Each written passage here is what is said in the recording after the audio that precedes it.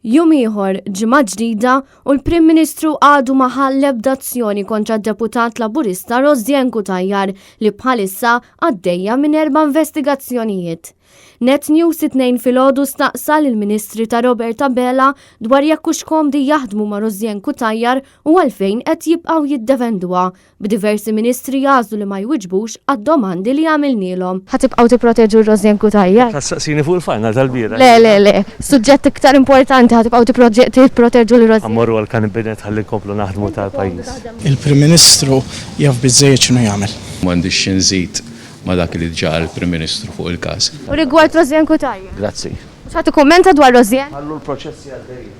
Qed nerġa' wiġbek issa u terġa' ma tifhimx. Għal darb'oħra l-Ministru Aron Farrugia reġa' ħareġ on u għal Rosianne Cutajar u mill-ġdid ikkonferma li għalih kien biżżejjed li Rosianne Cutajar tirriżenja minn segretarju parlamentari. Ġiet responsabilità politika, rriżinjat mill-Kabinet tal-Ministri, iżgur.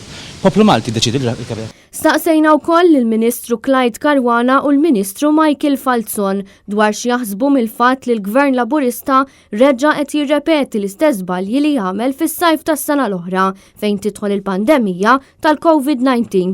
Konfrontati bil-mistoqsijiet ta' Net News dwar jekk il-Gvern hux se jitlob apoloġija għal dawn l-iżbalji huma ħarbu milli jwieġbu. Dak kollu li għandu x'jaqsam COVID, sintendi, jiġi indirizzat mill-Ministeru tas-Saħħa. Jiena għandi fiduċja fid-Deputat Prim Ministru Chris Fern, fil-Prim Ministru fl-Awtoritajiet tas-Saħħa. Bi Clint Camilleri jinfex f'attakk partiġan u jikkonferma kemm għall-Partit Laburista l-importanti li jirbaħ l-elezzjoni u jkun fil-poter u mhux is-saħħa tal-poplu Malti wawċi. Ngħaddukom b'40,000 u biżjed u ma tistax titgħalmu, tibqgħu għaddejjin l-istess.